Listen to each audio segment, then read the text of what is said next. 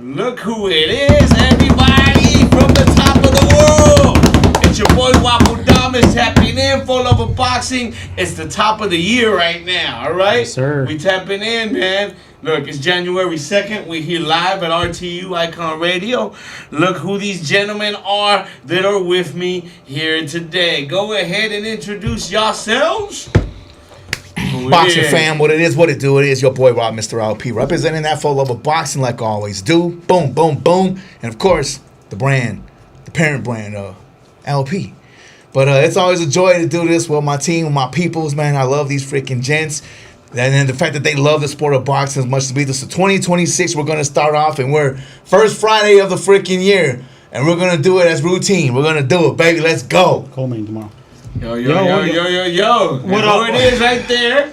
Valley of the Sun himself. What's up, fellas? My brothers. It's good to be back in studio. Had a little family hiatus, but it's good to be back. Happy New Year to everybody in this room. Happy New Year to everybody tuning in. Thanks for making the time. This is the 4luvofboxing podcast, and we have a lot of boxing to talk about. Ready to get into it? It sure is, man. Mr. LP, a lot of things have happened since last time we was here last week. Listen, Nakatani and Inoue happened, right? They basically lined up that mega fight, bro, man. Listen, they lined it up. We was here last week, right? We was just here last week talking about what needed to be done. And who we thought maybe could throw a wrench in some of those plans. And, man, both of them fights were spirited, bro. Yeah, I can't say they were. The opponents came in game. Yep. They really It was action fight, man. Yeah. Yep. Both opponents came fight. in game. Hernandez gave Nakatani plenty of good rounds. And then, in a way, was just picking. He won every round in my book. He was just picking dude apart. What a man. One-sided dominance. What a dominant fighter, bro. man. He was thinking. Inoue was coming in. To the body shots was going nuts, bro. And since we're starting with this, I do want to make a quick little shout out. I did mention this off camera, you guys, but we're not going to dabble too much into this. My fighter of the year, 2025, I did pick Usyk, and I want to go ahead and retract that, and I stand corrected. Whoa! Retraction action, right? Yeah. Retraction action. Because it's been over 40 years.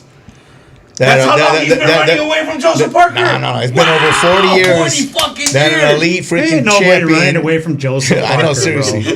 It's been over Except 40 years in Australia. since the Kingpin champion defended the ring championship bout 4 times in a single calendar year. Yeah, that's a dope And feat. Inoue did that. This year. And just off of that feat alone, he was the most active of the bunch of all the stars that are out there. And we gotta give respect to his due. And I definitely gotta give him his freaking bells and whistles and his shout out, man. Shout out to Inoue with a monster. The monster Inoue had a monster 2025, and now he lined up that mega fight as we were just mentioning versus Nakatani, and I cannot wait for that. So the whole point of the fight last week was to put both of them on another level for the mega event against each other at the Tokyo Dome in May. From what I'm hearing, it's going to be in Tokyo? A Tokyo Dome. Massive fight. Which could be 50,000 plus. Massive fight. And they're looking at that Sunday morning after the Cinco de Mayo event in Las Vegas in the U.S. So we're going to have another Inoue capping off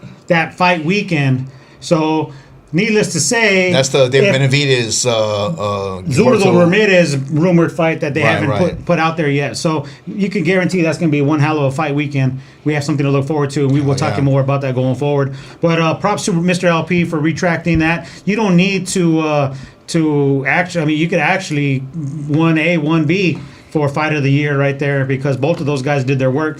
I was listening to the last week's episode, and I honestly thought that KO of the year or fighter of the year could have gone to Usyk myself. I like that KO stoppage over Dubois. That was fight of the year. That was a damn good fight. We were just talking about how it could have definitely been fight of the year. Yeah. I mean, it's definitely honorable mention. Look, Dubois brought it. He brought everything he could possibly give. Everything. He just didn't have enough. And as y'all talked about too, like the flagship of boxing is the heavyweight division. Mm-hmm. That's just how it is. And those guys represented the flagship well in that fight. It was awesome to see. I told people about that fight, and then once they looked it up on YouTube, they couldn't believe that they didn't watch that live. Yeah. It was that good of a fight. So I could definitely see how Usyk could be fighter of the year or KO of the year, and Inoue earned his right to be in that conversation too. But Inoue Nakatani, first quarter or around early summer, May of this year, 26. It's gonna be a hell of a year. I mean, we had a hell of a 25. Thank you to the boxing guys for putting us on game this year. Thank you to Robert Steel Turkey and to all the promotions and. You know, it's all that gravy he's spreading around, bro. Yep. Hopefully he stays as active with this new TKO spinoff, this TKO boxing spinoff that they're talking about. I have my, I don't know. I mean, reserves in regards to how good it's going to launch. But what we do got is a lot of stability in the game. And you know what I think will be more like, honestly, but probably was more of a flagship of boasting, is like the Contender Series. Where these guys, I mean, they're pros and all that, but like they're like in their own little league, and having their little fame in their little sector, in their little corner. Sure. I mean, the TKO brand that they're pushing and bringing up, people got a little concerned. What are they trying to do? Like, no, they're not bringing another. Like, it's just a little league for like. I do believe it's just more so. He just said it's just I'm not down. Hold on, I'm not downplaying. What I'm saying, it's a league where maybe those guys that maybe are just a little short, or the shenanigans, the politics, the other side of the freaking street, and this and that, where maybe these youngsters that probably need another platform to springboard off to show their greatness and their superstar ability, and they have to go other avenues, and this could be one of them, And I mean, hey, why not? Give it a whirl. I actually think that is going to be a huge thing like that, man. I think for a lot of minority people, it'll be real cool, man. More opportunities. Tons more opportunities, man. For Central Americans, for my people, that'll be huge because there's a lot of tough Central Americans that maybe don't have that commercial pool. Right. They right off the bat goes, but they're gritty and they'll do well and things like that. But I'm almost positive it's going to be one of those things where they actually going to have to they're going to have to apply to be entered into the league type shit. They're going to have their own rankings within their system, but nonetheless though they're going to probably do some background check. There's got to be a storyline that they can sell. Because I mean they're going to. I'm not saying it's going to be a show, but they're going to put together a nice quality product. I'm pretty sure they will, and I hope they will. Well, they've already signed some fighters. TKO Boxing has already signed some fighters, and I think there's a lot of unknown names. I mean, there's a couple of names there that you might recognize, but to the casual fan, right. But I think one of them might even have a title or one of those interim belts that the sanctioning bodies love to throw around that we hate to brag about in our lovely sport of boxing. But regular belts. But long story short, they are going to be making an intro into the boxing game this year, and let's hope we are blessed with another wonderful year of boxing. Yes, sir. 2026, baby, bring it. Man, listen, I'm telling you, as a boxing fan, just from the casual, what a way to bang out the year, man. That's a great year of boxing, and then right at the end to be given a treat like that, it was like dessert right at the top and at the end. I'm surprised it took us this long to not hear from Mr. LP. But did you guys see Triple G at ringside at the new Inoue fight? I mean, he must be there for the as a politician for the new boxing organization that he's president of. He's sitting next to Usyk. Oh my God! Did everybody? Is there something going on there? That's funny. Hey, that was definitely homage to Usyk. That definitely was about to be brought up, and you beat me to it. But I was gonna say how I had a plan. I'm not even. That's funny, dude. I was gonna say, how about the greatness that was sitting there? We just talked about Usyk. Right I know, right? there. Hey, my man. Hey, the greatness of the boxers and stuff. Usyk, who we will really give mad praise, in regards to what he's been doing, right? And what a legend. And he'll sit next to my favorite fighter of modern day, Triple G. Legends hang out with other legends. Yes, sir. Hey, how about that part, huh? You like that? So there was a lot of star power, and always a star power in the house over there in Saudi. Unfortunately, we couldn't watch that at a reasonable hour here in the U.S., but it took place in the wee early morning. Listen, I was about to ask. I was gonna say keep it real.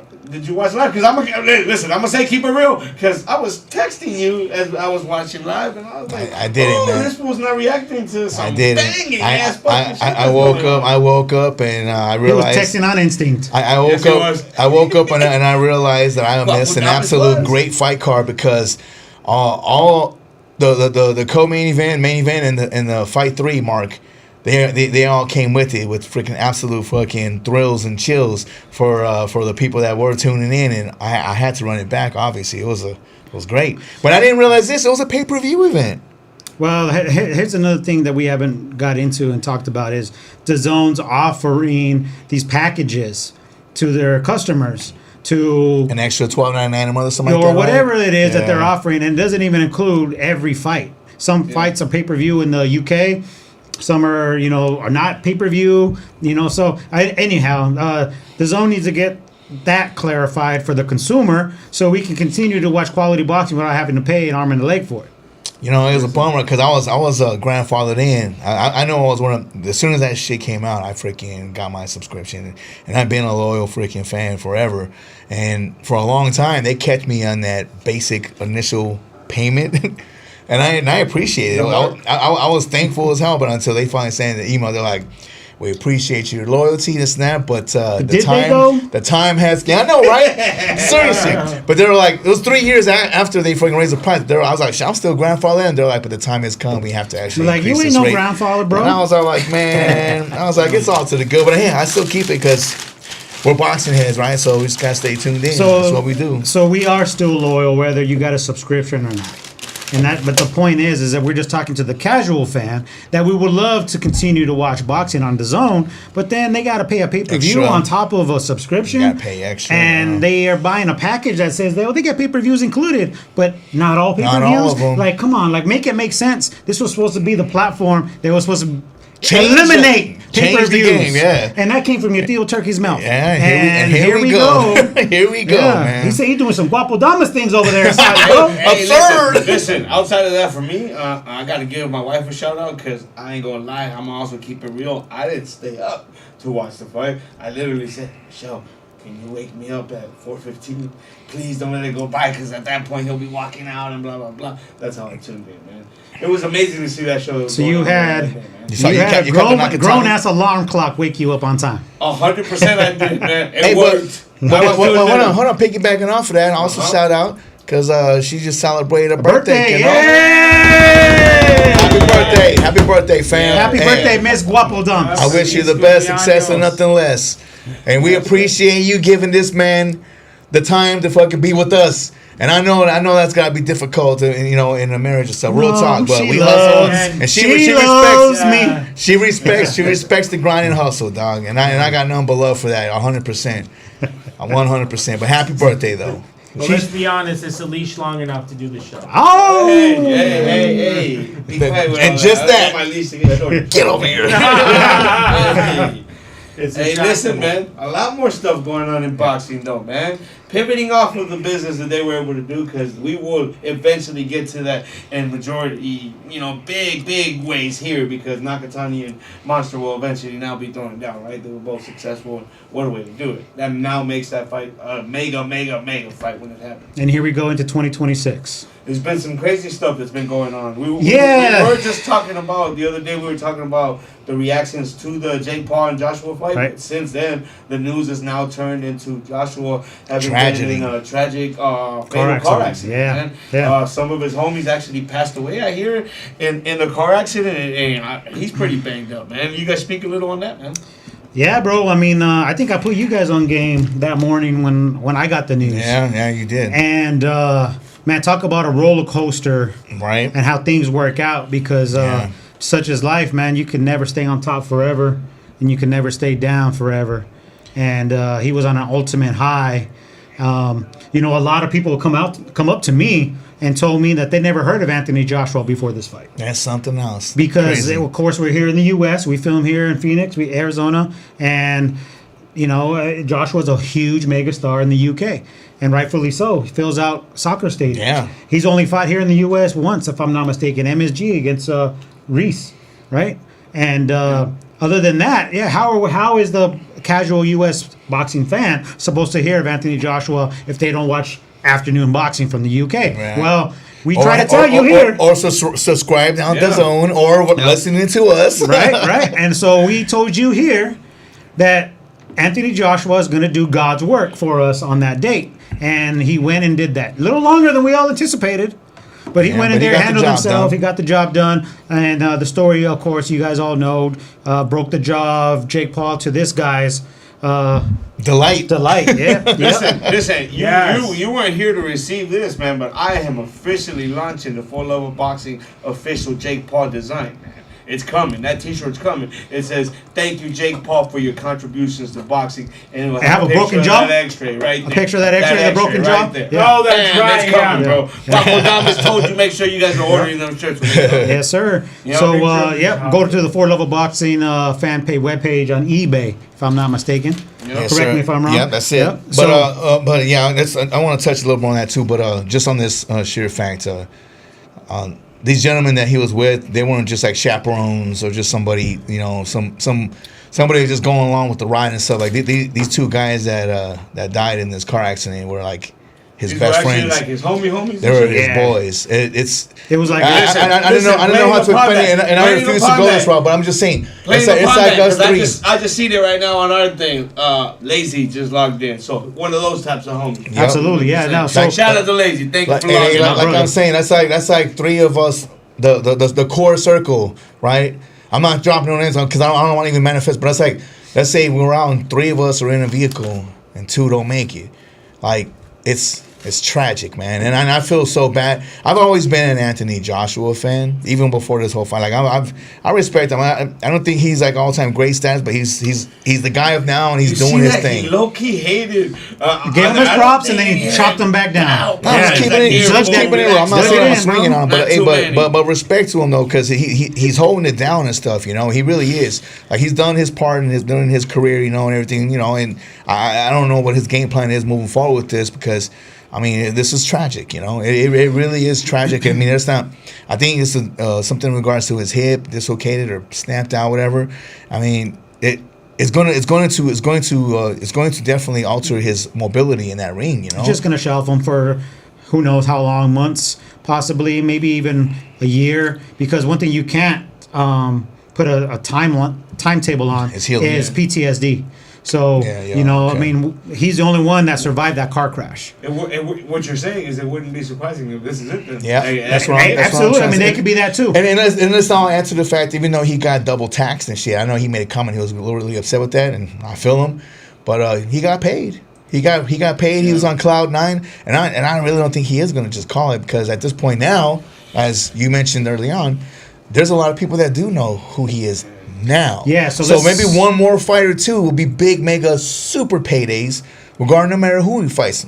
For example, Tyson Fury. They do know him. That mainstream female audience knows him now too, man. My wife said the Greek god was in an accident. Yeah, that big old monster freaking shape. Bro, so that's what I was going to mention too. Was that Eddie Hearn's a smart promoter, and Anthony Joshua realized the opportunity that was being given to him. And absolutely, I pretty much guarantee you that those negotiations between Matchroom and MVP were flawless.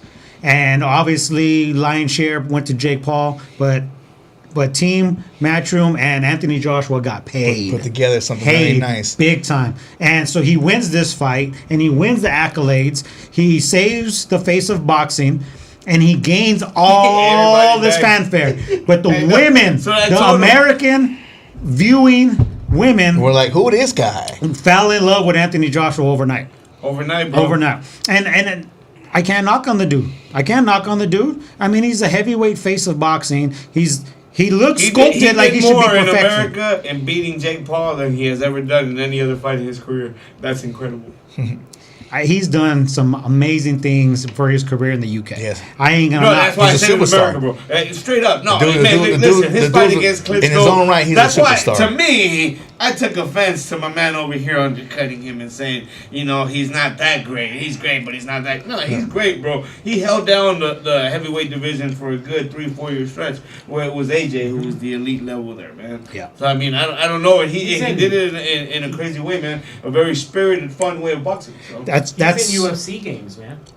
Oh, I bet he is because he was a heavyweight champion then. Was in UFC he was the undisputed heavyweight champion then. So I mean, he's now that's crossover. Okay, that's so the crossover appeal for 38-year-old former undisputed champion, that was huge for him.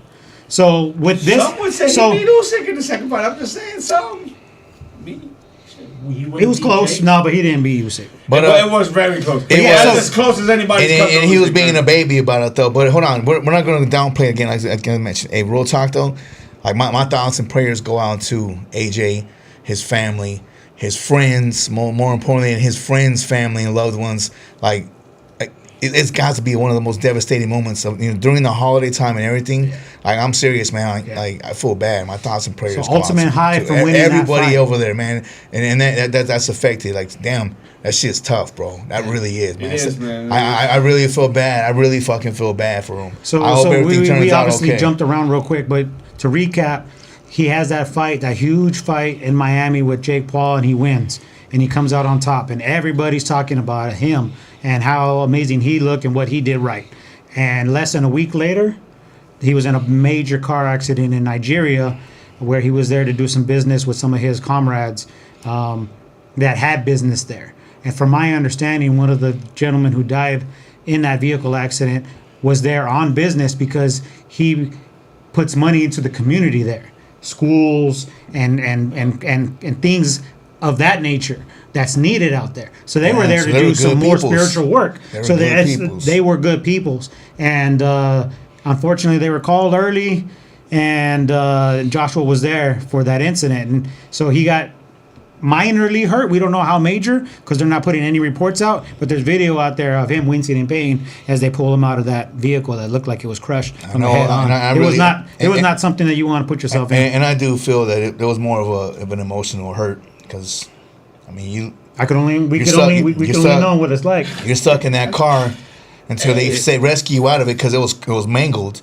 And he's getting assisted out, knowing that whole time he was sitting there, he had to come to terms and realization that his two best friends gone, bro. That's a serious mental destruction. Mental barrier, bro. He's gonna need a lot of freaking recovery. So that's just it. We don't know what the timetable would be like to recover mentally from something like that. And so hopefully we see Anthony Joshua back in the ring. He deserves it, man. At least one last big freaking mega fight.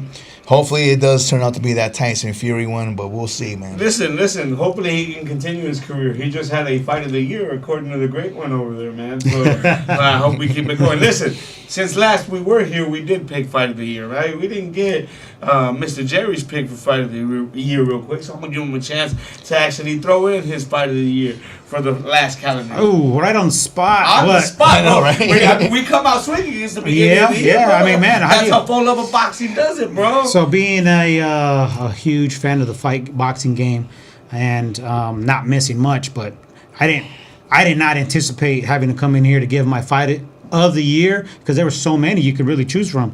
But since we were just discussing heavyweight boxing, and you guys had mentioned in the previous telecast that the heavyweight division is the flagship of boxing and carries the sport. Well, the Usyk versus Dubois rematch. This summer, late summer, I think it was July. It was epic. It was like 90,000 in Wembley or something like that, or Tottenham Stadium. That fight was a banger every round. I love talking about that fight for weeks afterwards. It was that good. It was that impressive. I gave Dubois a slim chance because of his power, but I just thought Usyk would outsmart him. And man, Dubois showed a lot to me that day. Bro, we were just talking about it the other day. I don't think Dubois could have done any better than what he did, bro. I mean, obviously, if you win the fight by knocking him out and you catch him, but I mean, given all the circumstances and who you got in front of you, that was as good as somebody could do against Usyk. I mean, if I'm picking and choosing, I would love to see if Dubois could lose maybe like 10, 15 pounds, lean up just a little bit so he has longer stamina. Do you think he beefed up for that fight a little bit more, just thinking to absorb the punishment he was going to have to withstand from Usyk?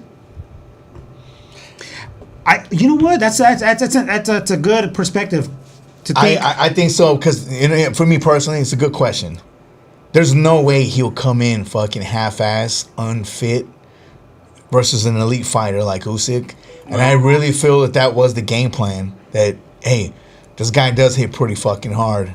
But let's beef up a little more fucking muscle. Let's try to fucking dog him. And that's what he was trying to do with the first couple of, rounds. And that's what Dubois likes to do. That's when he got caught, though. But, yeah. That's what he likes to do. And I think he was more focused on his offense landing more than worried about how much he's going to take back because he feels comfortable in his body. And that's why I'm saying, like, he throws a lot of punches for heavyweight. Dubois does. And he throws a lot of heavy punches.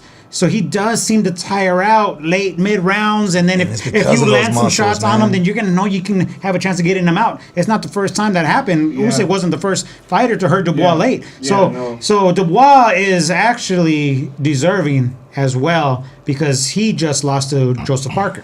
Am I... Yeah, well, no, he avoided Joseph Parker too. Everybody avoids Joseph Parker. No, listen, remember, ironically, he was coming off that big win, knocking out Anthony Joshua. Yeah, no, he knocked out Anthony Joshua. Yeah. Well, listen, Dubois was signed to fight Joseph Parker, and last minute pulled out of the fight. That's when Joseph Parker, because he went with the Usyk fight. Yeah, which I know you felt some type of way, but they were going for undisputed. Though. Yeah, Joseph Parker knocked out Martin Bakoli in replacement in that fight. Oh, I see. I was actually thinking, pulling back myself in the whole retrospective of your fight and thinking there, man. Like, to me, I am a big Joseph Parker fan. And I think actually that shows you the way for Usyk on how he wins the fight. Because Joseph Parker will also fade down the stretch too. And I think if Usyk takes him there into that kind of... Deep waters. And if Joseph Parker hasn't built up and up... If we go into the 10th and he's not up in that fight, he's getting knocked out, bro. He's getting knocked out because he's going to have to come look for it. And at that point, he's going to be a target for it. Target waiting to fucking get fucking blasted. By the way, for me, I think that the Usyk-Joseph Parker fight's still going to happen. I actually think that the Fabio Wardley thing kind of put a stop to it for a second or whatever. But I think that the stop that it put to it is actually going to let it build up more in the long run of it because even though Joseph Parker took a knockout loss like that, it was so much controversy in that fight. And most people... Because he was holding it down. He was holding it down. He was way up in that fight. So the thing is this, it's heavyweight boxing though. So that's the beauty. So it just takes one fucking shot in the heavyweight biz. Like you can be down. Okay, I'm sorry. Let me take that back. In any division in boxing, let's not forget about the Julio Cesar Chavez Magic Taylor freaking incident. You can be down in a fight deep in the hole, and there's no way you can win on the cards, and the only hope you have is you just land that big punch. And Chavez did it. I also remember the feather fist of Pernell Whitaker knocking out Dio Bellas Hurtado in the last round, and he was dropped twice to save that mega fight versus freaking Oscar De La Hoya. The point is this though, the knockout. It's always the thrills and the chills, and when it comes from the big men, it's always freaking exciting and it gets the crowd hype. And even if you are at the tail end of it, like as we just discussed in regards to this, it's not the end of the road for you because in all honesty, it's heavyweight boxing. Like every dog has their day. Yeah, speaking of the baddest man on the planet right here, we got Mike Tyson, who's to do his thing. So like, hey, at the end of the day, the dude who made Michael Spinks crumble in fear without ever throwing a punch before the fourth fight. At the end of the day, as the hardcore aficionados, within the sport, we love that thrill, that knockout. And heavyweight boxing delivers that more so. Now the smaller guys produces the action-packed thrills and the squabbles, but heavyweight boxing, I agree with you. Yes, that was it sucked. I was not expecting that either, but Parker could rebound from that. Considering his resume over the last 2-3 years, it's been extremely impressive. Now, dig this. You want me to tell you what put a fucking stop to gazillions of dollars being made in this whole thing? The accident.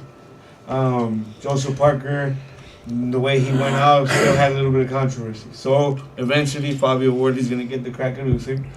Usyk's going to handle business there, bro. There's no doubt there as to how he's going to handle it. Well, he might have to wait. He might have to wait a little bit. I think Fabiola and Moses rematch would have been nice. Fabiola and Moses and Tomo. That'll be a fucking nice fucking see who's worthy of taking on the because at this point neither man's credentials is not even up there, dog. They're not, bro. I mean, given respect, they're good. Yeah. Obviously, they're about and stuff, but they're not there. But that fight will make it happen, though, in my opinion. Moises Utamba headlines a fight card, a Queensberry fight card in 2 weeks on the zone. He's staying busy. I'll get that to you back in a little bit. Look, he's staying busy right now. Good for him, man. Good for him, man. I didn't even know that either. Shit. I knew about it, but I didn't remember the details of it. So that's why it's a headliner. It's a Queensberry card, and it's going to be live in the afternoon time here in the U.S. on the zone. But real quick, Fabio Wardley is going to have to wait a little bit because from what I'm hearing, and what you guys already heard too, it looks like Usyk's going to be fighting Deontay Wilder, and it might be happening in like April or May, and it looks like it's going to be in the U.S. Looks like it's being Vegas or LA is being discussed. And if I may, and you don't think they're still gonna do Joseph Parker? No, I didn't say that at all. I agree with you, dog. And they're gonna probably put another heavyweight as a co-main in case something happens. And I was gonna say, if I may, here's the thing with regards to that fight.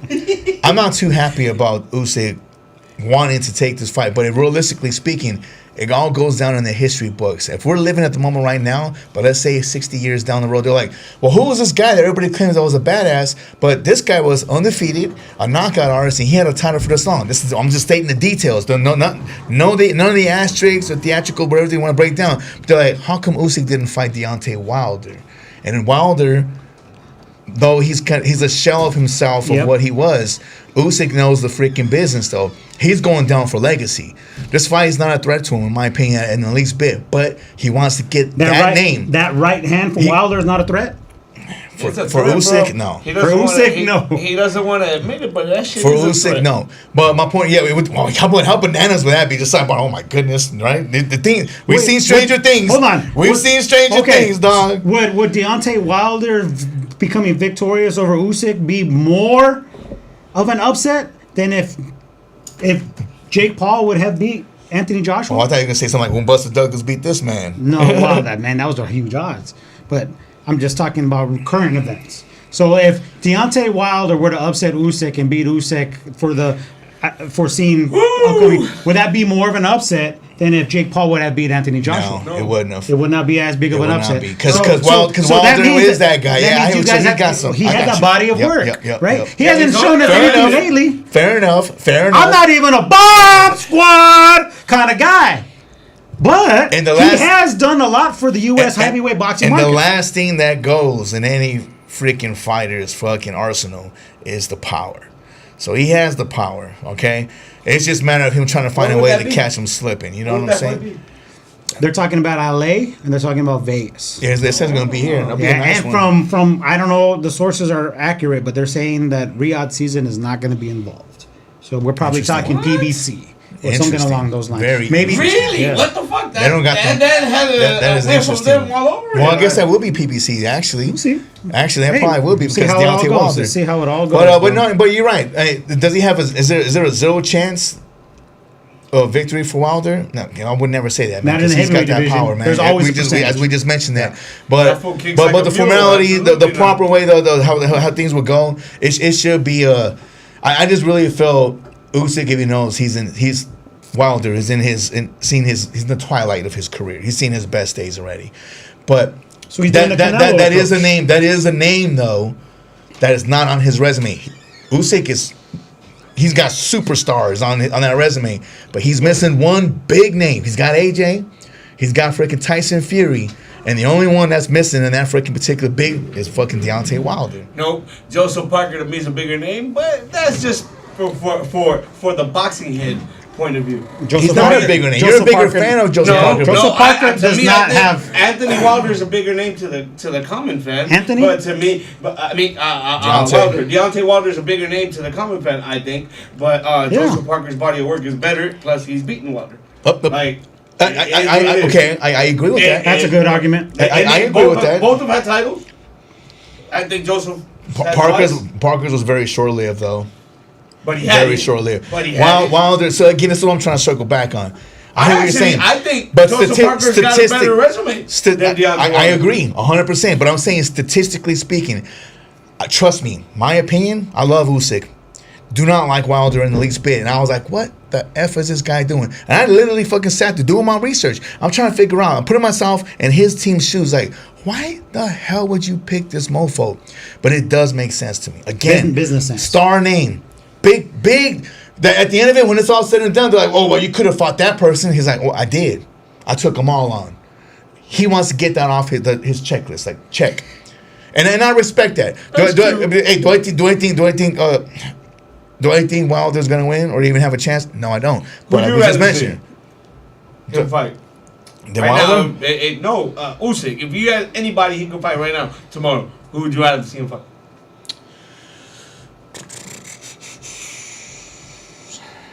Fabio Wardley for me. Just because he's It's relevant right now. It's going to have to be Fabio, and only on the sheer fact because he pulled that victory again, heavyweight boxing. No, yeah, he no, pulled for the me it victory. would still be Joseph Parker. Oh, see, but Parker's coming off an L though, man. So we really Two don't. Fabio Wardley. You know, but you know what though? That's nothing that's never happened before. Sure, That's not the nothing new loser either. sometimes gets the bigger. I saw. fight. I know. I'm talking about like a fighter losing that opportunity, but they still get it. For example, I remember when Danny Romero was fighting on HBO, and he was fighting a club fighter, not disrespecting even anyone at any level in the pro rankings, but it was on HBO, and he got his butt kicked by a guy that was like 13, 14 wins and like 17 losses. It was basically a stay busy fight from right before he took on Johnny Tapia. And he dropped the bag then, huh? And he fumbled the effing bag. And he was coming in as the bigger, younger star because he had 2 belts. But he took that fucking L. His belts were on the line because that guy wasn't even ranked. He took that fucking L, and the fight was in jeopardy.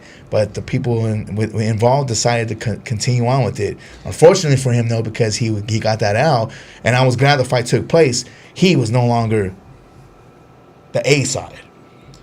He was initially the A side, but once he took that out, he was like, he understood the situation and position, and they still made the fight happen, you know, but he ended up losing that fight too. But my point is this, so like, it happens. I think for my dude, though, he's not going to have that issue with it because Joseph Parker wasn't going to be the A side in any of those fights anyway. He's not going to be the draw in any of them. He's the dangerous dude nobody wants to fight because of how dangerous he is and what it would pose to careers. So to me, I think that because of Usyk chasing history, right now he's going to go fight Deontay Wilder because he needs that name for the checklist to be off, right? But I don't just for the record. I understand, but I still don't like it. But if he's chasing history, then he's got to know who it is that's sitting at that fucking next step for a while now. The fact that at some point some people were saying that he was totally avoiding Joseph Parker. You're the only person saying that noise. It was tons of other. Listen, Stop, that thing didn't go viral about "Take Me On." Him singing "Take Me On" did not go viral. That was pretty cool little promo clip. Thought it was real. You know what I mean? It was funny because he really wants him. It almost had the whole Manny Pacquiao when Manny was chasing Floyd type of feel to it, man. I think that it wasn't that serious. I think it could go in reverse. Usyk's getting a little bit older. I think he should have taken care of business with Joseph Parker right now. I think Joseph Parker's still getting better, bro. And I think Usyk's going to start to slide at some point here over the next couple of years. Well, and if he catches him then... You know, honestly... There's a lot to say right here that I want to get off my chest. I wouldn't be surprised if he calls it a career after this year, man. So there's a lot... Never gets him? There's a lot that you guys just covered right now, and I haven't want to sprinkle a little bit of Valley of the Sun on it. Serve it up, man. Yep. Nobody is avoiding Joseph Parker. No heavyweights avoiding Joseph Parker. Just ask Fabio Wardley, okay? Joseph Parker right now is coming off an L. If he wanted to be in consideration for anything, you should have won the Fabio Wardley fight. Mm-hmm. Done talking about that. The aspect of the business of Usyk fighting Wilder for building his legacy and his resume, I get that too. I'm not superly excited about it because we know how the fight's going to end. 9.5 times out of 10, Usyk's going to dominate and he's going to do his thing. But to Guapo Damas's point, he's like, who would we rather see him fight tomorrow if we could? And the whole concept of marinating fights in boxing, you know, that was downplayed for a while because everybody was talking about the next fight. Well, if something would have happened during the Inoue Nakatani fight, we wouldn't have gotten that fight because the only time marinating should be involved when it comes to boxing is on the carne asada that you're cooking for the fight time. That's the only time that marinating should be involved in the sport of boxing. The best should always want to fight the best, and that's what the fans want to see. They understand that, and that's the way you keep clientele continuing to want more. Every time you put something in between for the longevity of their careers is a business aspect that the fight fan doesn't care about because they're the consumer. They're paying that extra money to watch it on DAZN, or they're downloading an app to watch it from wherever they are, hosting fight parties, and they want to know that they're going to get the best versus the best. When you have a fighter like Anthony Joshua on a high platform like Netflix, everybody's going to be looking forward to the next Anthony Joshua fight. Right, so you have to ride those highs when you can. That'll be a trilogy match if you're going that route, dog. we'll see how it all unfolds. There's a lot of excitement going on in the heavyweight division. But that does actually make sense too, though. But I'm going to segue. I'm telling you pitch it as in a winner take all. You have Wilder fight Usyk, and then you have Joseph Parker fight Anthony Joshua. They take care of business too because they fought before. It'd be a rematch also. And then you say the winners fight each other. Naturally, people would expect it to be AJ and Usyk anyway. How about Jai Opataya? We didn't even mention That's that cruiserweight. fight. Yeah, but that's, I know. what if Joseph Parker was there? Did you see the fight? What if Usyk decides to fucking step back and handle that? Did you see the fight? And considering that David Benavidez is going on taking on Zuro, I'm just saying that could even be a friggin' mega fight down that road too. But honestly, that's just wishful thinking as a fight fan because I really don't think if you saw that, I really don't think Usyk's going to back down. Yes, if you saw that fight, nobody's calling his name out. No. Nobody's calling his name out. But that's the thing too. Oh, and he broke that dude's jaw too. Listen, neck. but here's the other problem with Opataya that he's gonna run into when he comes and bangs. A vertebrae in his neck got fucking snapped, bro. He's like Tupac said, "I'm not hard to find," and he's not hard to find, and that's not gonna do him any good coming up as cruiserweight if he's trying to fuck with the big boys because they all bang up there, bro. Yeah. It'd be fun to watch as a consumer. It'd be fun to watch him eventually move up in weight. Yeah, no, it'd be cool. It'd be cool if he takes care of business. If he knocks out David Benavidez, go ahead. How about another dark horse I was thinking? How about Gasayev? The former cruiserweight freaking champ. What about him? His lone defeat. Another European fighter. His lone defeat. His lone defeat is versus freaking Usyk. And where has he been? Yeah, why don't you ask Gasayev if he plans on fighting anytime soon? He did just fight. He just I can't think of the guy he took on, but he got a nice little the big guy. How about King Kong? Remember he's the guy that did that short little shot, and I thought that big dude. I can't think of his freaking name. Yep.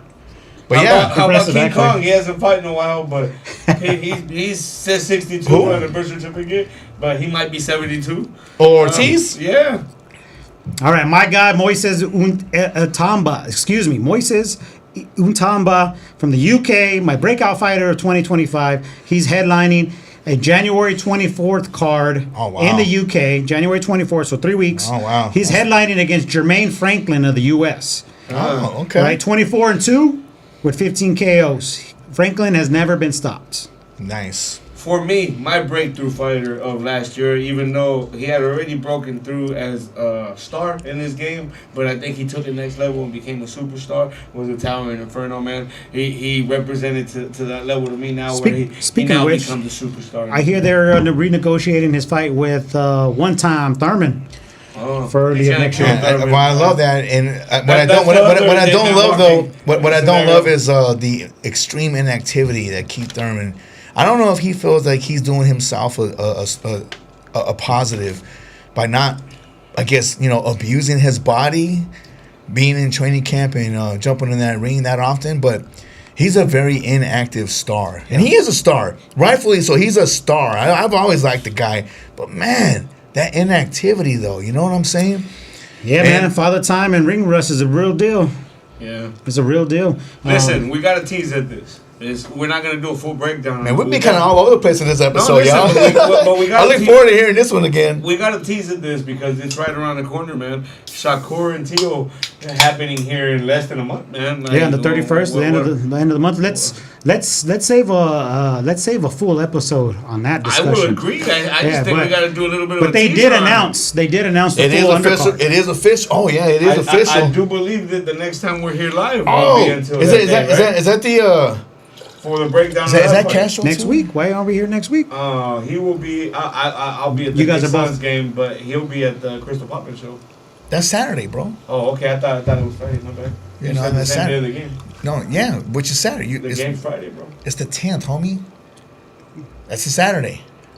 The game's on Friday, bro. Is it? Okay, well then I guess I was off, man. I have to. He's off. I gotta look at my schedule. Well, we might be here next week talking about that fight, but let's since you are here this week, let's talk about it real quick, just real briefly. So we have the undercard has been announced for the Stevenson and Ortiz fight for the 140-pound ring belt. right? That Teofimo Lopez owns. I believe it's going to be the Ring and the WBO Wait, Teofimo doesn't own all at of it? 140. Didn't he take it from Josh Taylor? Who was like, Yeah. give me all the belts. He don't want to No. all right. No, he Cool. Remember, hold on. Give him respect where it's due. Dead ass, because of the politics of those fucking sanctioning bodies, Teofimo Lopez should be a 2-time undisputed champion. But he's been denied that shit on 2 separate occasions, bro. And that's fucking foul. He beat freaking the great Matrix Lomachenko. And they took that fucking bow and they fucking mailed that fucking Devin Haney fucking title. And that's why that wasn't undisputed, which is bullcrap.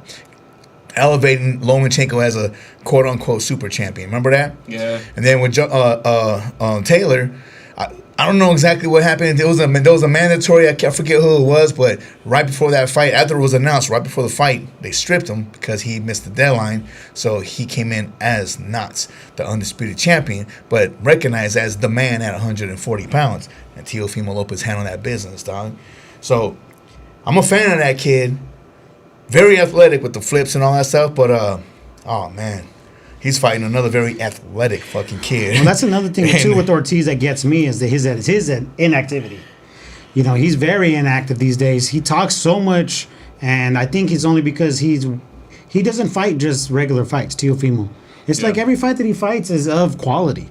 So I got to give him that, Big even though we names. might only get 1, maybe 2 fights every 18 months. He's following the Keith Thurman fucking train, bro. Not to that level. Inactivity. The inactivity, a little bro. bit, maybe not The as much because he hasn't really inactivity. gotten hurt like But that. similar. But he's And- still holding a belt, so he's staying active enough. I mean, Keith Thurman beat a couple of solid names during his career. Teofimo's You a know? lot younger though, so he's still a long way to go. Still on He big fights, can. too. I know. But my point is, though, he's following that train, though. You can't Maybe. speak to that. Yeah. He's like 25, right? Teal? 26? Yeah. 27 at the most. He's a mid-aged fucking 20-year-old. He's a kid, bro. Shit. Man. I mean, his insurance dropped, but he's still in his 20s. In their prime. In their they're getting a primes. chance to see Well, each see, other. you look at Think Teofimo's about 19 or that. 20 pro fights, and man, it's Solid, bro. You look at his, and you look at Stevenson's resume and 20 whatever fights that he has, bro. They've fighting some tough opposition in both of their careers. If I'm being honest, I think Lopez might be a career little is a better, little huh? more stacked. Well, hey, after Stevenson shit. beats Lopez, then that'll say a lot. That's a tough fight, bro. He's It's not gonna be a able tough to fight. cut off the ring, bro. It's a very fucking tough way for him to approach. I don't think he can do it. Stevenson can't. No. Tio won't be able to cut off the Yeah, ring. I don't think he will be able won't to either. cut off I don't know, the ring. man. I love Tio, bro, but And he's not that fuck, kind of a like, killer. He's not that kind of a killer. I think he's got it in him if he can get early, if he can land a couple ones that make a change in the fight and make it scrappy and fight that kind of a fight. And So you're saying put like together tough, tighten them up, Yeah. get in close, Get in and then make it close, ugly and make it both- ugly, But and- Stevenson won't be bully like that though. won't be, but I think that Tio can make it an ugly fight, and I think in an ugly fight he's got a better shot than winning in a fucking classic. Well, yeah. boxing style fight. One thing I was going to say, definitely, they are both way too skilled for either one of them to be dominant. Can one clearly win the fight? Yep. But regarding an absolute beatdown domination, now way too talented. Their defense Now- skills, their movement, the shifting, the pivoting, they're going to be able to get themselves in and out. So it's going to be. I'm not going to say it's going to be tactical because I really don't think that now, it is. Now listen, here's another I don't think thing that it plays is, into but- it too. That we also say that about Teofimo and cutting off the ring because of his lackluster performances that he's had against some dudes that are very Yeah, but then look what he track-like did to and the moving Matrix. right.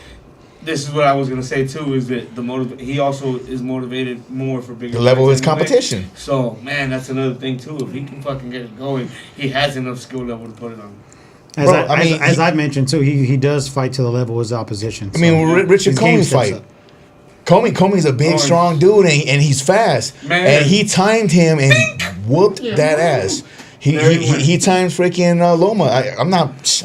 I'm a hardcore Lomachenko fan, but respect is where it's due. Hey, he earned that victory. It was fair and square, man. It's just not fair that he was not awarded the undisputed fucking king or Lomachenko for that matter. You know what I'm saying? But like, damn. But it was a great performance. Again, like I say, his resume is pretty stellar. And then he goes up a division and takes on the man. He takes on the man at 140 pounds and Josh Taylor, bro. Like, undisputed fucking champ. Like, there was no other debate. He was the guy, bro. Is there a bigger fight for Teofimo right now at his point in his career? There where he's at. At 140. At 140? It's not, right? This is it. Well, This I is mean, as there's big a of Tank fight. Davis fight out there, but Tank Davis isn't going to fight at 140 against Teofimo. And Teofimo, I think Teofimo matches up way better against Tank Davis than he does against Shakur. Yeah, I would agree with that 100%. But we got Shakur, and we Yeah. know he's the goods. We know Teal's going to have his hands full. Can Teal prove us wrong? Believe it or not, I like Teofimo Lopez in that fight. Okay. Hey, two guapos and a clown, bro. Damn, bro. I think it's a bad fight for Shakur, man. Man, that's the thing about boxing. I also still have to see how they come in at the weigh-ins and everything, man. I got to see how the build-up. Oh, no, they're going to look great. They're going to look fantastic. They you know, I got no. Shakur's on another level for me. Not If just the Shakur- ethnicity. if Shakur proves me wrong, this is what I always tell you at the weigh-ins. You can kind of see a little bit more. You had a of what comes 2025 into of being within- proved wrong a couple times. yeah. We're going to start off 2026 doing the same shit? If Shakur proves me wrong, I wouldn't be mad at it at all because I'm a fan of him. We were blessed to be ringside at Catch's fight versus Valdez in Vegas, man. Literally ringside. It was beautiful. And I remember seeing that performance, and I'm like, holy cow, a superstar is born. Like, this guy's going to be fucking huge. And he is. He's still going to be. He's a kid, man. But he does not beat Teofimo on the 31st of January. And there's no shame in that because that's a big mega fight. Like this is like, oh my god, like We gotta get it's like De La Hoya. It's like De La Hoya freaking Tito Trinidad or something. You know what I mean? Like well, they were more like 28, 29, but still like studs, stars in their right, in their own right and stuff, doing it big, you know. And so it's like, okay, or Shane Mosley, De La Hoya, because they were younger, and Shane coming up in weight. My dude right here is leaning towards the proven champion in that weight class, defending his throne against the youngster that wants to try to knock him off that throne. Like, if you want to be the man, you got to beat the man. And that's what he's saying. And technically speaking, he may not be freaking crowned the undisputed king at 140 pounds, but he beat the last undisputed king at 140 pounds. To me, he is the sanctioning bodies can talk on the hell with them. But every boxing head knows what's up. Teofimo Lopez is the fucking number one guy at 140. Listen, for me, period. Styles make fights. Teofimo is the man up there. This fucking style feels all and wrong you are a for big me fan of fight. Teofimo. It's something about it just feels all wrong for me. So I'll be picking Shakur. I'll be cheering for Teo that night. Got you. I'll be on the edge of my seat hoping that he pulls it off. And you sidebar in regards to that statement. You know, it really bothers me, and hopefully you guys, when you hear your uncles and your cousins talking this, when people say that, it's like, it's not that we're confused. You got to understand what we're saying. Our money, or my mind is like, I know that person's gonna win, but even though I'm expecting him to win, I'm rooting for this guy because I want to see this guy win. So you're coming in there conflicted in your own mind, and you're just hoping for a great fight. Now, if your favorite fighter is getting dominated by the guy that's expected, well, you kind of expected it anyways. But if he's able to pull off a miracle, it makes it a great thing and stuff. But it's just like, you're like, oh, you guys just pick one. I just did. He's going to win, but I'm still rooting for him. That's the just deal. Keep that in mind, That's y'all. the deal of it. If it's a boring-ass fight, it's because my dude's getting dominated. That's it. If my dude's not getting dominated, we're fucking going to be jumping out of our seats. That fight's going to be amazing, bro. You know what? I hope it is. I have my doubts. I think it's going to be one of those fights where they both match up so well, and they both respect each other so much that it is going to be a dull fight. We're not going to get enough offense. There's going to be some clutches, you know. There's going to be. We're not going to get enough pockets and stuff. Yeah, there's going to be some. What do you think? Which way are you leaning, man? Stevenson. I'm rooting for Stevenson, and my instincts are saying Stevenson. Okay. So there's no, I'm not going back and forth. Right. Like both of you guys might be doing, like hoping that Lopez. Yeah. Hey, I would love for Lopez to show up to make the fight more interesting, because I think Stevenson's going to be up in rounds, and I just don't think Teofimo is going to go and lay it all on the line to keep the throne. Well, I mean, Teofimo Lopez, the Cinco de Mayo performance was very subpar, deserving the victory. He did his thing. Barbosa, Times right? Square with Ramirez. Got you. Was it Ramirez or Ramirez. Barbosa? He fought Ramirez. It was that Times Square card. Yeah, and it was weak, man. It was. It really was. But weak. They're back in New York, MSG, the big stadium at MSG. Yeah, tickets the big one. are selling really well. Good. Really, really well. So it's going to come off great on TV. It's on DAZN pay-per-view. They're calling it the Ring 6. Undercard. So what's up? So they're starting to tally the Ring, right? Yep, they're getting behind the Ring magazines. Next thing's going to be like the Ring 245 or whatever the case. Yeah. Yo, I see Jeff running, tapping in, saying, what's up, Jeff? Teo can be a little shaky mentally, though. Not saying he will be, just tossing it out there for us. Comment on that, guys. One more time. He said, Tio can be a little shaky mentally, though. Not saying he will be, just tossing it out there for you. Yeah, so that was another That's thing a that we really talked good about, point. too, fighting to his potential. Fighting to the level of his opposition. Nah, and but that's he- what we mean. Mentally checked out for a lower quality fighter. Yes. Whether it's a mandatory or somebody that not many people know about. That part. When he fights When he somebody. levels up, when he's fighting he the levels big- up mentally, not just physically, and the other person brings the same type of mentality, Stevenson is going to, if you don't come 100 and plus percent for Stevenson, Stevenson's going to get you out of there. He ain't going to play with his food. Stevenson is that dude. Yeah. So that's why I think we're going to get the best Teofimo for this fight.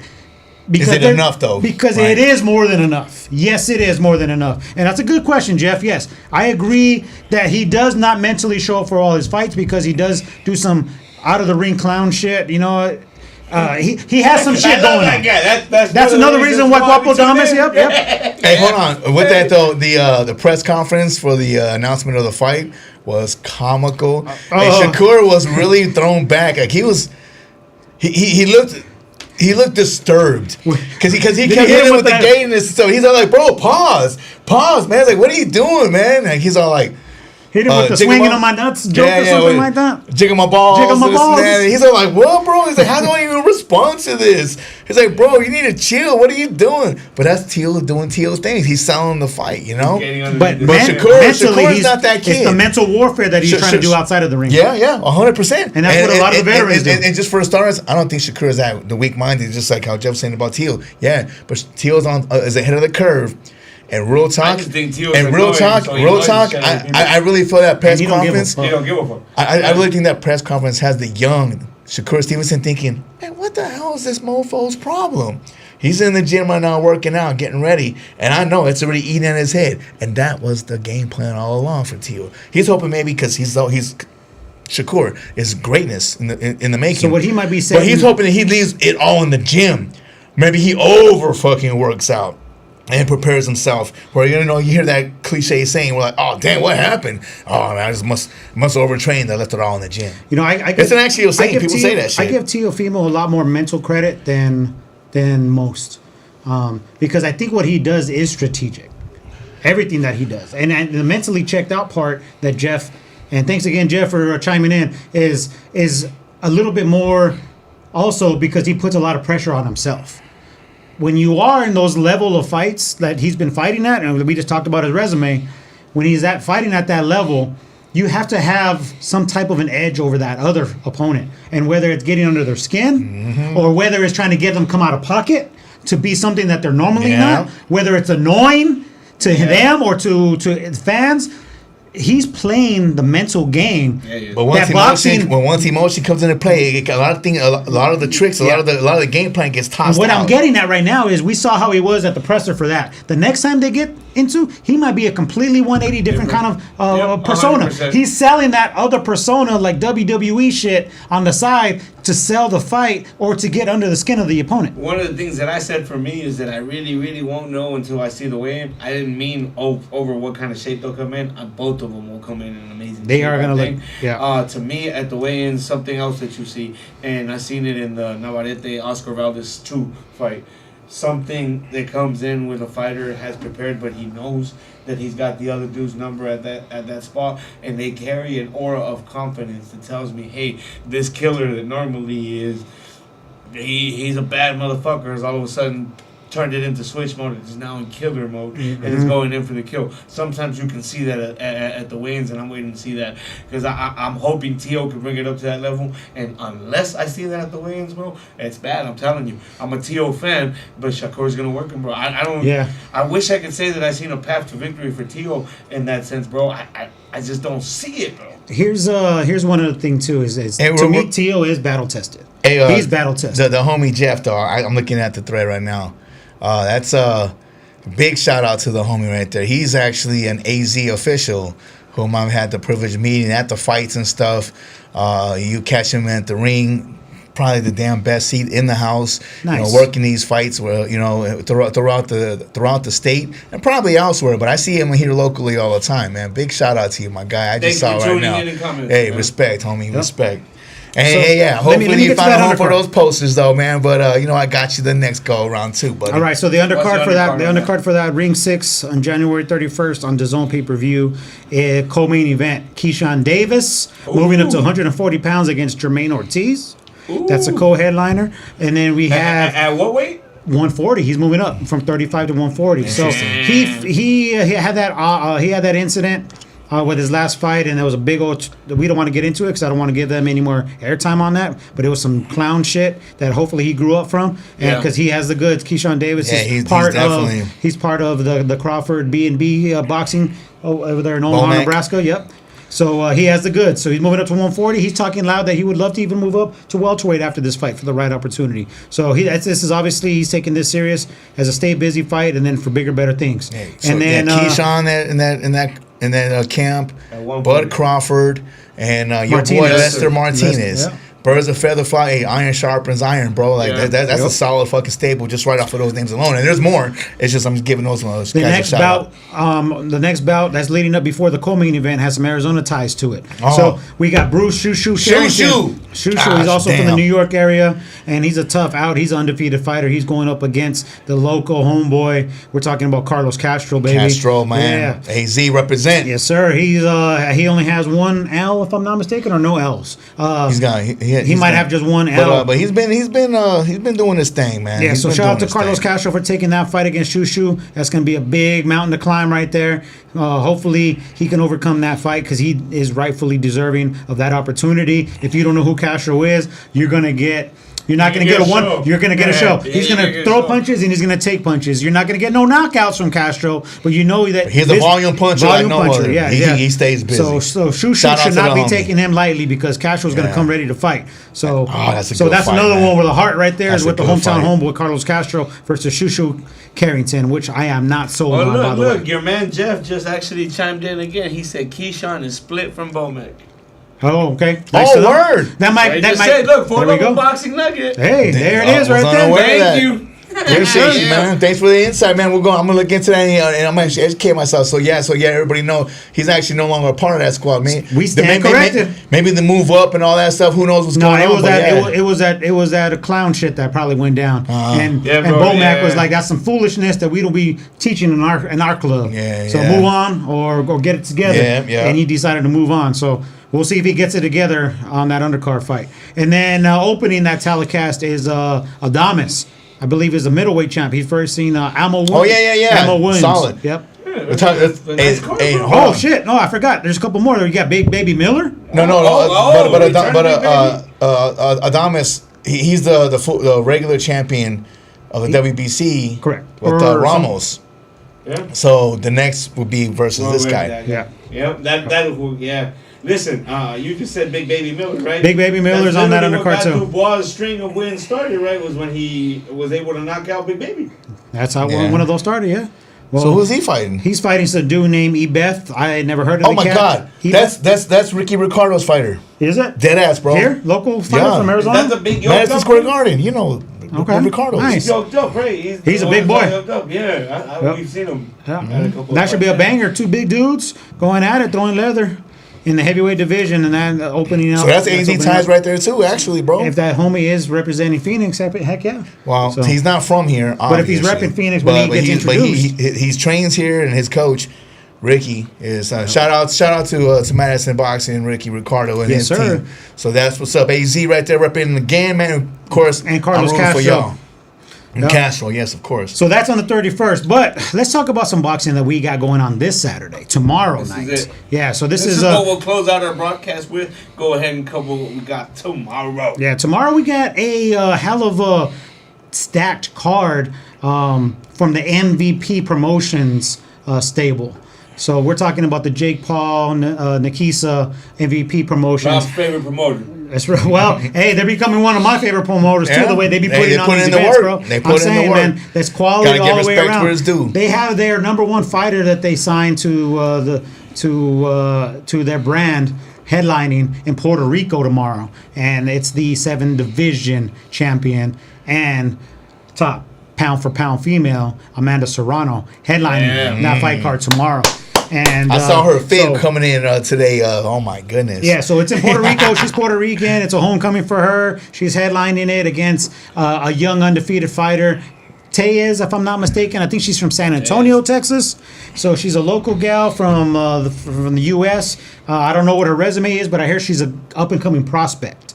So I don't even know if she's contender status, but Amanda Serrano should do her thing. She's obviously going to be with the experience in this fight, and that's headlining the fight card tomorrow. So real quick in regards to that. So old girl that's fighting her, Crystal Poppin, went to California and did her fucking recorded her ring entrance song. So I'll be so I believe Crystal Poppin will be she's gonna be there to walk her in and stuff. We're talking about because she's Mexican American. But I was gonna hold on. But with that, piggybacking off of that, I want to give a big shout out and let me cut you out, homie. But hold on, this is a great opportunity to go ahead and jump into this. Our homegirl, Lady V, Vettel. You know, I'm so proud of you, girl, in regards to you taking a leap of fucking trusting and believing in yourself and creating your podcast, Vettel Circle. It's a woman empowerment show, but it's not even man bashing. It's actually empowerment of it's about growth and opportunity for the ladies and stuff, you know. And she has great content. She's doing her thing, Vettel's Circle. And she's next week is going to be doing Amanda Perez and Crystal Poppin interview. And we're so excited. That shit going to be popping like Crystal? Yeah, it's going to be popping like, it is so exciting to actually be a part of this journey with her. It's an absolute honor that Team LP gets to actually see this roll through. And, you know, we got nothing but love for you, girl. You like the little sis. You know what I mean? Like, you've been there for us, and you've helped out so much regarding from script writing to, you know, on set, regarding, you know, our recordings and all that. It's been great. And even here, visiting here at the 4luvofboxing stuff. So shout out to you, girl. And to best believe, you know, we can't wait to actually make that happen. So Crystal Poppin recorded a music video for Tellez? Yeah, she's going to do in the ring walk. So we're guaranteed she's going to be coming out doing the ring walk in Puerto Rico tomorrow. That's what you said. You put it out there. Okay. I'm almost positive it is. So I do believe she's in Puerto Rico, so I don't see why not. Oh, if she's in Puerto Rico, then there's a good chance that that's going to come down. All right. Listen, am I tripping, or is Holly Holm on that undercard too? Well, wait, I haven't even gotten to that yet. So that's another one of your favorite fighters. Listen, he just started off with the main course. My bad, and I cut you out, brother. I had to give a shout out to Vettel. Again, if you're watching the girls now, but if we use this clip the segment, go ahead and post it on your stuff too. You know what I'm saying? Respect to you, girl. Success, nothing less. So and what is LP for life? Tellez is fighting Serrano in the main event. The co-main event is another female. And by the way, these title fights and these fights are 10 3-minute rounds.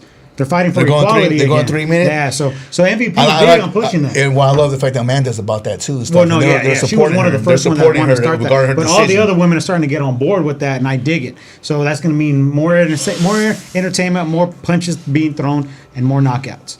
And I don't know where the hell that came from. But here, long story short, co-main event. This woman is not recognized enough in the U.S. market. But I did a little research on this young lady. She's not even that young in the game. But she's undefeated. She is a full-time police officer. Oh, shit. Current champion in the lightweight division. And did I say undefeated? She's also a mother of 2. Girl is a gamer. She comes to fight every fight, and she gets overlooked. She also has a pageantry background. She's a former pageant participant. Oh, wow. Queen. So she's done a lot in her life. But she holds... She lived a couple of lives, if you will. She has. And I can respect the fuck out of that. We're talking about the current champion that's co-headlining, and her name is Stephanie Han. Stephanie Han. And she fights out of the U.S. And so she's defending her title against a legend. Carlos's favorite female fighter. Yeah. And so Holly Holm's credentials are long. 2-sport crossover champion, multiple boxing champion, what a legend. Multiple UFC champion, multiple weight classes. But she says coming back down to lightweight is where she belongs.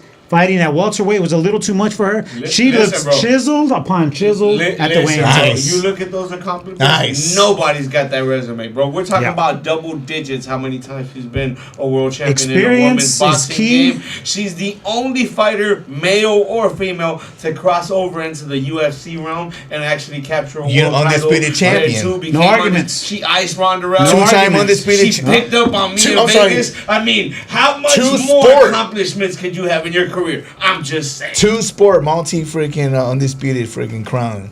That's I have a hard time thinking that there's ever going to be another preacher's daughter. Nope. yeah, that's what's That up. moniker right there is one of those where it's like, Listen, people don't know that she's number 2 ranked all time on the female boxing list. Look it up. Go look it up. See what number. I'm not even going to argue with you because her credentials are long and she- boxing. she- She was definitely- gone for a while and She's- came back. She's definitely up there, man. Yeah. I mean, where do I have her ranked? I don't know. I really haven't actually. I took the time to sit on that. All-time great. I mean, obviously, right? Yeah, all-time. All-time great. But damn, shit. She's definitely in the conversation. She's definitely top 5. So I'll give her that. Not even top 10. She's definitely top 5. She's the favorite tomorrow. How much bigger She's than the Serrano? betting How much favorite bigger tomorrow. than Serrano is she? Serrano's fighting at 26, so she's back to her featherweight weight. Does that make that's a it whole a fight? different. Yeah, no. not. The whole 20 different. pounds. 20 pounds evens it out age-wise. So you're saying Serrano would have to go up to 35 to fight Holly Holm if she beat Holly Holm? If Holly Holm beats, Holly's okay. a little bit older. So you're talking So the what ifs? All things given, Serrano kicks the shit out of Holly now, right? Because Holly's much she's older, greatness right? too, right? yeah. But we're talking about 20 pounds of difference and way. It's- If you take that into I consideration, don't know about 20, but yeah, I hear what you're saying. you know though, what I yeah. mean? Like it still makes it a very interesting fight. I still watch. Well, I don't know if this is Holly Holm's second fight with MVP, if I'm not mistaken. I don't know if she's under contract with them or she's just working with them on a fight-by-fight basis. But what thing you do know when you watch a Holly Holm fight, you will always be entertained. Hey, and shout out to that performance she just had. It was just a few months ago. Yeah. It was a great fight. She beat fought Vega young. up, man. Yeah, Vega. Undefeated Vega. Vega gave 4luvofboxing interview. She was leading here. into that fight. Yeah, I think she from here or she was training here. She's got Arizona ties. Oh yeah. Well, that's where that You saw her at the in rally. West Phoenix. Yeah, I felt horrible because I was interviewing and picking against her. So, fuck. So bad, but it was horrible. It's part of the game, but that's man. part of the game. But there's no bias on the 4luvofboxing podcast, Yeah, bro. we keep it 100. We keep it 100.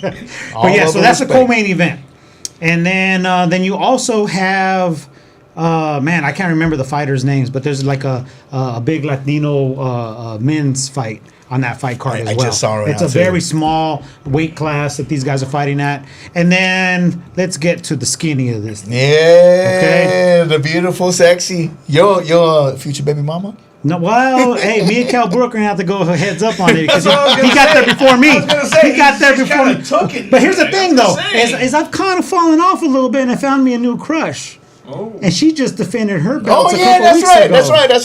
That's right. Shout out to my baby girl, Sugar Neeks Johnson, out there in Australia, yeah, defending the bantamweight titles, the unified, Undisputed, right? undisputed Yeah. belt holder at 118 pounds in the women's division. Sugar Neeks Johnson. Ironically, she is from Australia. And my second favorite fighter, Ebony Bridges, who opens up the telecast tomorrow night on the DAZN main telecast, is also from Australia. All right. Two mates from down under. Yeah, how They about- both yeah, come in how about down Australian under? How boxing. about down under producing some and then I beautiful, gotta give a beautiful shout out warriors. to Sky Nicholson, who's also from the Australia area, who's doing big things at 130 pounds. I believe she went up to 130, or she's fighting 126, and she's undefeated, fighting out of the Matchroom camp. But man, the female division right now is hot as it ever can be. They're fighting 10 3-minute rounds on a lot of these fight cards. Ebony Bridges, the blonde bomber, is back. The blonde bomber. Yeah. You have to love the blonde bomber because she's just a ball full of fun. So She's much a ball sexiness. full of fun, And just a warrior. And she throws everything out there on fight day. She might not look like a winner after that fight, but she's a gamer, man. She's a gamer. That's her style. It ain't changing. It's fan friendly. It's fun, and she fights at bantamweight, 118 pounds, as her Aussie comrade. I would love for Ebony Bridges to be successful and call out her country mate Sugar Nicks Johnson to either headline or co-headline the first MVP event in Australia.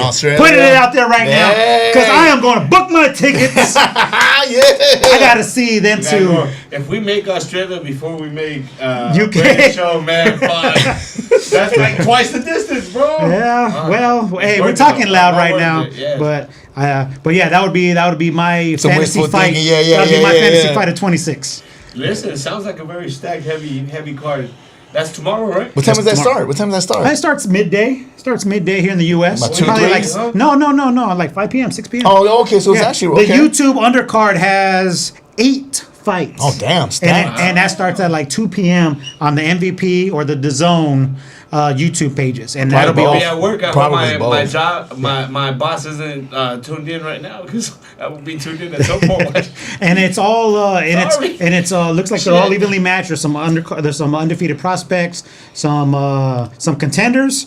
I think it's a interim title fight that's headlining the YouTube telecast on that one. So they're doing big things at MVP Promotions. How can you not be impressed by what they've done in the sport of boxing in that short amount of time? Shout out Jake Paul. Shout out to Jake Paul, man. He's doing his thing. But I want to give him more of a bigger shout out to this. How about this, guys? There's a fight card beginning of the year, right? Fresh, January 3rd. Now let's not get it twisted. Let's open up that book, if you will. We just went through the holiday time. And these warriors, these fighters had to sacrifice time with family, good times, good eats, to focus, stay gamed on the task at hand, to get ready for fight day. Payday. And big shout out to all y'all, because those sacrifices, a lot of people don't understand and see like the life of a freaking boxer, a fighter, you know. I don't know it goes like for all the sports and stuff, but I'm just saying, the life of a fighter, man. It's the sacrifices, the torture and pain you guys put your bodies through to get into warrior mode ready. There's a different level regarding, oh yeah, I'm in good shape. I can play a full game of basketball. I can play some football. Cool. Put them gloves on and see how many rounds you can go. I guarantee you it ain't 12. But you know what, though? I'm not feeling sorry for everybody involved. I'm going to tell you why. Because it's in Puerto Rico, bro. It is sunny there right now. People would love to be in vacation right now. And they got to go there for work. The winter and it's 80 degrees. Yeah. They're like, wait a second. We can actually go into the water? Damn, okay. I don't know if you could, but I'm just saying. 80 degrees temperature and the water is 89 degrees and shit. Yes, bro, you can. On January 3rd. That's crazy. I got to, oh, man, how hard I want to go to Puerto Rico, dog. I've been on my bucket list for a minute. We went diving, bro. And it was middle of winter, bro. It was at the beginning of December, end of November. That's right, you did go not so long ago. We jumped right in the ocean. It was 90 degrees, bro. I was seeing Finding Nemo in person and shit. It was beautiful. As much as I would love to be there for the proposed fight with Sugar Nicks defending against Ebony Bridges, if that were to ever happen and how much I would love to be at that fight, I would still pick visiting Puerto Rico for the first time instead of going to that fight. That's how much I really want to go to Puerto Rico. It's definitely on a bucket list for me. And I'm surprised then while I'm there, we definitely got to catch a fight while we're there. But of course, it's a boxing town. It's a boxing town. It's a boxing town. Country. It's a boxing town. Month, bro. No, a month. I'm sorry, I'm gonna be the stalker and shit. I'm gonna be like, hey, we're waiting outside Tito's house. He's got to come out. You're gonna be waiting in line like you were at Manny Pacquiao's house, waiting for handouts, huh? He's gotta come out here. Man. We'll make something happen, brother. One day the For Love of Boxing podcast is gonna go to Puerto Rico. We need to start a swear jar or something. Hey, the For Love of Boxing podcast. It does kind of suck because when me and this guy years back, we went to the Hall of Fame, and your man Tito was there. Tito Ortiz was in the house in Delaware. That was a beautiful. Ivan Calderon was on the docket. We saw his Papa Senior. Ivan Senior was there, and we had him autograph one of our pamphlets or books that we had over Ivan Calderon, and he was there with his wife, and the wife was like, "Oh, mijito," and he signed over his son, and I think they were having like a falling out at that time or something like that. So if they ever got back together, it was because of For Love of Boxing. We brought the You're welcome. They brought it. We brought it to him. Yeah. Well, listen, what a way to start off the year now. It's about that time, boys. Is it? We're at an hour and 20 minutes right now. Yeah, we're deep in. We're deep in. So listen, last time we gave a chance to give your shout outs as we were leaving the year. Hey, man, what are you thankful for going into this year, bro? Go ahead, Mr. LP. Sorry. All right, man. I wasn't even thinking about that. But yeah, shout out to all you guys that continue to support what we do. We do it for the love. I mean, this is amazing. It's a group of guys that just has a lot of things in common, and the sport of boxing happens to be one of them. I thank you. If it wasn't for you guys that was, buying the merchandise on the shops or tuning in or chiming in on the comments and posts that we do on all of the social media threads, I mean, we'll be nothing without y'all. And I thank you guys. And I definitely want to thank just right off the bat because of this new platform, and I'm so blessed for this. Right there, you see it right behind me. Ikon Radio. Shout out to Justice. He made this work. He reached out and he told us he got a spot. He's gonna make it happen. And we've been busy. We've been grinding like no other. And I'm so proud of us in regards to that. I really am. I'm proud to be alongside my freaking boys, my best friends, guys that I've grown up with, and we basically grew up together. Period. We were teenagers type shit. You know what I mean? So this has been an amazing journey. And fuck, we're just getting started. Just getting started, bro. In this chapter right here, we're just getting started. But my son, I know. Even when you're with me, Fridays is basically freaking, it's non-existent, man. I'm gone. I'm doing this part and stuff, and you appreciate and respect it. But I do enjoy every moment in time that I get to have with you. I love you. I know. It's been a couple of weeks since you've been at the cribbo. You got to hold it down, with your other side of the family. But I'll see you next week, buddy. And you already know. You're going to be watching and tuning in and listening to this too, my guy. Do I have to? Yeah, right. Yeah, you do. But I just want to say my appreciation. I'm so thankful and blessed for everybody. Shout out to Coach Omar from Prolific Boxing. My youngster fighter, my prodigy. Growing up years ago, and to see this man actually thrive and grow, and he has his own brick and mortar gym. I'm so proud of you, bro. You just have no idea. I'm so proud of you. In retrospect too, shout out to Coach Boom for giving me the opportunity to do many of things of multiple of my brands, to open your door, your gym, to let us do recordings regarding our on-set stuff, regarding the LP business and stuff. And when it comes to the smoker events and the tournaments, you've always had that door open for me and let me know, hey, I got a fight coming up. You want to set up, and I'm always there, man. And I appreciate you, and I can't wait to see what you got going on this year, because I'll be there. All right, mad respect to you, and shout out to everybody in AZ, I'm the whole AZ fam, not just the squad and circle, man, just Arizona period. I love AZ, man. This is the home. I'm born and raised here, and there's ups and downs regarding whenever we at stuff, but when we out and about and stuff, whether we're at the fights, whether we're at a freaking concert, whether we're at an event and stuff, but just to be, you guys just pulling up on us and saying, what's up? Oh, shit, what's up? I know you from this back, and say, yeah, or I know you from the boxing. I love it, man. I love it, and I encourage you guys to continue to give us some love and shout out, because I'll do the same. I'll reciprocate. If I see my people's out there doing their thing, and they're being blessed, they got their businesses, the whole thing of the success and nothing less. When I always constantly say this, you guys, and I know it sounds like a blanket general statement. And real quick, shout out to Emilio, because this is what came from you, but it's generic.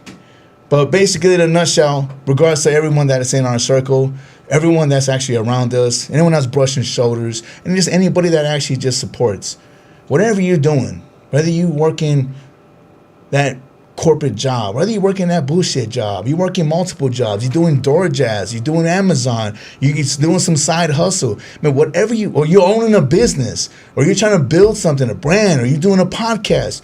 Hey, shout out to you go-getters. Like, for real, this is basically what the hell we're doing. We're just hustling. We're just having fun. We're doing what we love to do. Everybody grew up with that comment. Oh, well, if you do what you love to do, then you'll never work a day of your life. Well, I do got a punch-in job. It's a corporate job, whatever the case. But this is the evening. This is what I do this with my boys.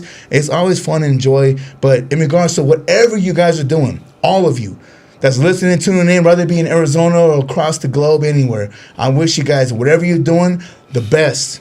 I wish you success. and nothing less. And I honestly mean that because there's enough money in this fucking world for everybody to get a piece of that pie. And I want to see us all win. Let's stop freaking this crab in the barrel. Let's break generational freaking curses. Let's all thrive and fucking succeed for 2026, baby. This is our year. This is your year. This is everybody's fucking year. And I cannot wait for what this year is about to bring to us, y'all. Amen, but thank you guys on that. And again, I love y'all, man. Mr. Al P right here tuning out regarding this fucking first episode of 2026. But I'm going to go ahead and roll into my man's right here, Mr. Valley of the Sun. Go ahead, dog. Get down, homie. Bro, that was the best rant that Mr. LP has come with in 66 episodes right there. Long time coming for that one, bro. Yeah. That came out clean, precise, and you. heard, bro. That was real talk right there coming from Mr. LP. And we can all be like, I piggyback off of that. But first and foremost, I got to thank God, Lord and Savior. Yeah, he's shown up for me in 25. My daughter brought him into my life again. So she's a big, responsible part of my life for making me better. That's my walking, talking why I do what I do.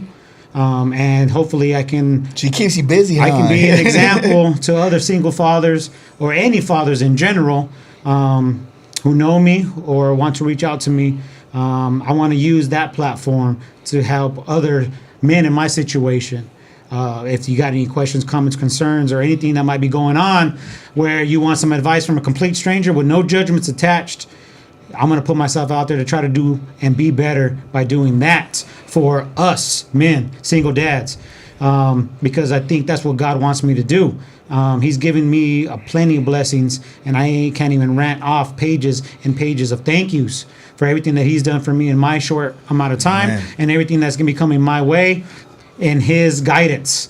I got a lot of family and friends that I see on a regular and a lot that I don't see on a regular. Hopefully at one point or another, I will see you all again. We will embrace. I'm thankful to have good health so I can make those opportunities happen. Yeah. A lot of travel. But thankful for the sport of boxing that we get to talk about the sport that we all love so much. And that's why we are here. First and foremost, this platform gives us that opportunity. So thank you to the Mayor of Underground Justice and the RTU family, the Ikon Radio. We now get to call home and family too, man. We are here every Friday night. Thankful to you guys first and foremost, and then thankful to everybody who tunes in who loves the sport of boxing as much as we do. We love talking about it. We love sleeping about it. We love eating about it. We love drinking about it. Nobody's perfect. However it is and what you do to enjoy your boxing night, may you be healthy and may you be peaceful and whatever the verdict is, so you could be there to enjoy the next one. And that includes enjoying this podcast each and every Friday night. So thank you again to all of those that I mentioned, and of course to my brothers right here from another. This is the first episode of 2026, episode 66. We are proud Phoenicians, but we are even prouder to call boxing our favorite sport. Yes, 100%. sir. 100%, Yes, man. sir. Listen, for me, I Yes, go right sir. to it with that too, man. God bless boxing. God bless that we're growing in this era of boxing where we have a chance to come out here and just speak to the masses and be able to talk boxing and people are tuning in, man. God bless everybody who's tuning in and keep supporting us, man. Para todos mis vatos locos, continue to tune in, man, and support us Forever, too, eh? Right? Here goes a personal message I'm sending out. Este mensaje es para un gran campeón mexicano, el vaquero Navarrete. Amen. 2 veces y ahí vamos a estar ringside para mirarte ganar otro campeonato, man. Arizona te adora, bro. Te va a seguir apoyando. Aquí estamos tirándole apoyo a todos los mexicanos y a todos los campeones mexicanos, pero especialmente a ti. Aquí te adoramos, aquí en Arizona. Vaquero, bring it, baby. I can't wait, bro. One of my favorite fighters. I get a chance to see him ringside, bro. February 28th, It's a right great here time to in be Arizona. alive, man. Thank you. I continue to be blessed, man. I hope everybody's sentiments are the same. Mine's a lot shorter and sweeter, but I hope nothing but success for everybody at home. I hope nothing but happiness as you tune in and watch fights, and I hope we get nothing but amazing big fights coming up in 2026, man. The schedule is there. I hope the fighters just live up to it, which I'm sure they will. Everybody, make sure you tuned in this Tuesday when you catch. I think it's episode 67 or 68, yes, something sir. like that, right? Yeah. But We make up sure there, you man. We tune getting in. it. We moving on up. Yeah, we'll see you next time we live down here at Ikon Happy Radio. 2026, y'all. Look, you guys see it right there. Logo right there, right? Ikon Radio. Bam! There we go. Happy New Year, everybody. From the top of the world, we out.